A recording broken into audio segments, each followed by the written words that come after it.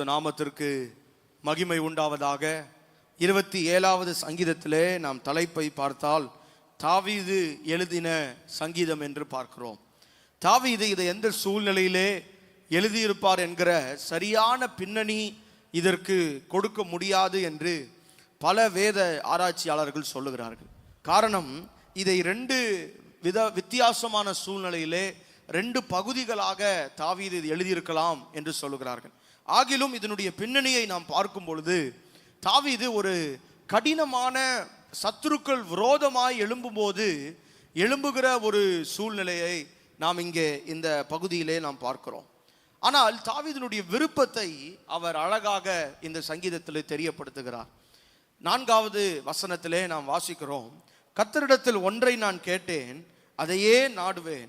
நான் கர்த்தருடைய மகிமையை பார்க்கும்படியாகவும் அவருடைய ஆலயத்தில் ஆராய்ச்சி செய்யும்படியாகவும் நான் என் ஜீவனுள்ள நாளெல்லாம் கர்த்தருடைய ஆலயத்தில் தங்கி இருப்பதையே நாடுவேன் என்று தாவீது சொல்லுகிறார்.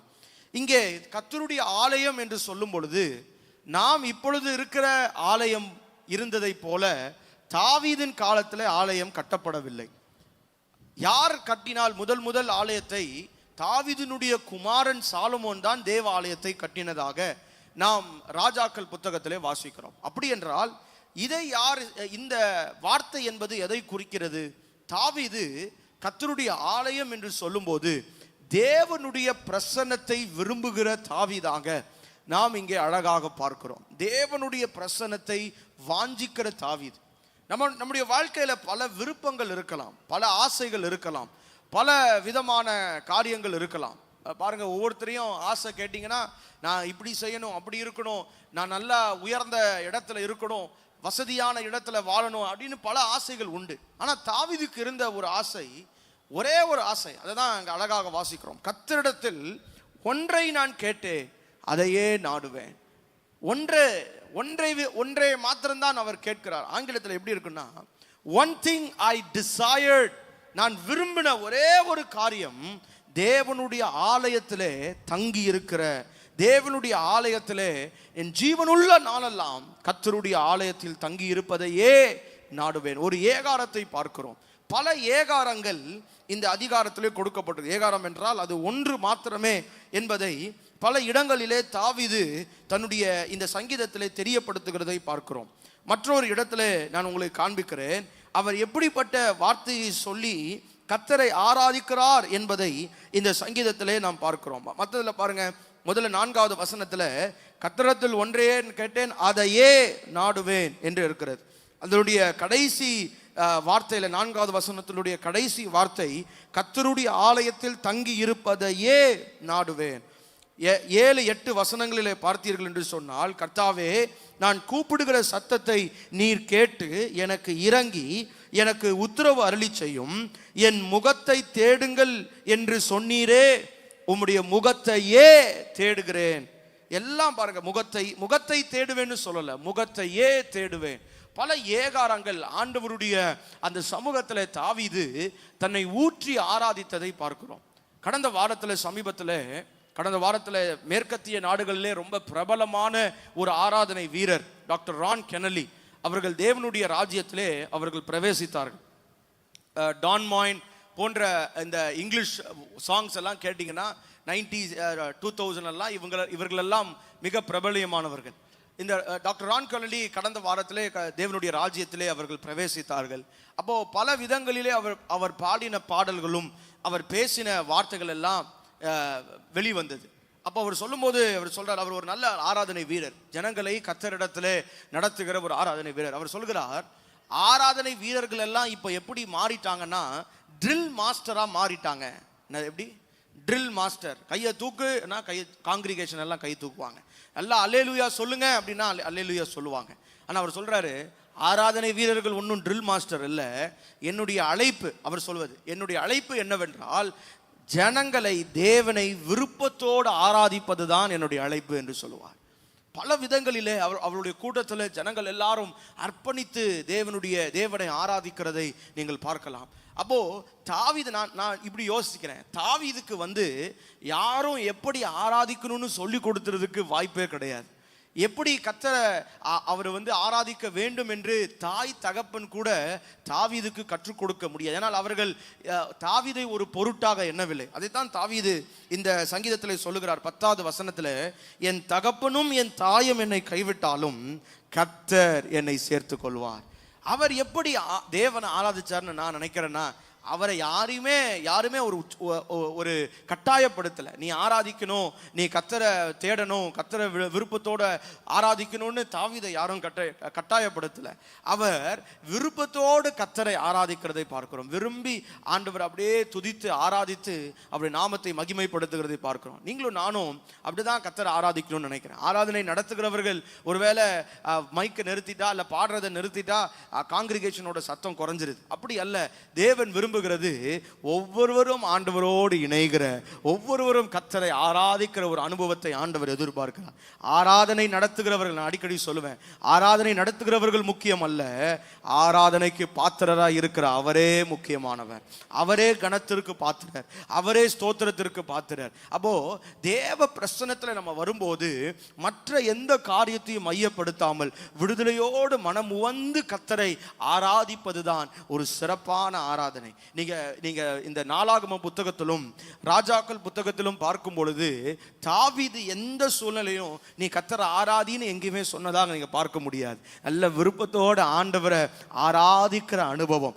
அவங்க தாய் தகப்பன் கூட சகோதரர்களுக்கு கூட ஒரு பொருட்டாக எண்ணாத போது நான் நினைக்கிறேன் அவர்கள் கூட கர்த்தரை ஆராதிக்கணும், எப்படி ஆராதிக்கணும் கற்றுக் கொடுத்திருக்கிறதுக்கு வாய்ப்பே கிடையாது. ஆனால் அவருடைய வாஞ்சையை பாருங்க, அவருடைய இருதயத்தின் தாகத்தை பாருங்க. ஆண்டவரே உம்மையே நான் ஆராதிப்பேன், உம்முடைய சமூகத்தையே நாடுவேன், ஆண்டவருடைய ஆலயத்தில் தங்கி இருப்பதே நான் நாடுவேன், அப்படி எல்லாம் சொல்லி தன்னுடைய இருதயத்தை ஊற்றி ஆராதிக்க ஆராதிக்க ஆண்டவர் ஆட்டோமேட்டிக்கா உயர்த்துகிறதை பார்க்கிறோம். ஆட்டோமேட்டிக்கா அவருடைய சித்தத்தை நிறைவேற்றுகிறதை பார்க்கிறோம். உங்களையும் என்னுடைய வாழ்க்கையில கர்த்தர் உயர்த்த வேண்டுமானால் தேவனை நல்லா ஆராதிக்க பழகணும். நீங்க பாருங்க, தனியா அமைதியா இருக்கிறதுக்கு ஒரு காலம் இருக்கிறது, ஒரு சூழ்நிலை இருக்கிறது. ஆனா தேவனுடைய ஜனங்கள் ஆலயத்தில் அமைதலா ஆராதிக்க முடியாது. அது வேதத்தினுடைய ஒழுங்கு அல்ல. நீங்க பழைய ஏற்பாட்டிலும் புதிய ஏற்பாட்டிலும் பார்க்கும்போது எங்கெல்லாம் ஜனங்கள் கூடி ஆராதித்தார்களோ நல்ல சத்தத்தை வாயை திறந்து சத்தத்தை உயர்த்தி கர்த்தரை ஆராதித்தார்கள் தான் பார்க்கிறோம். 100வது சங்கீதத்திற்கு கூட அவருடைய சமூகத்தில் வரும்பொழுது ஆனந்த சத்தத்தோடு அவருடைய சந்நிதிக்கு முன் வாருங்கள் என்று இருக்கிறது. அமைதலாக அல்ல.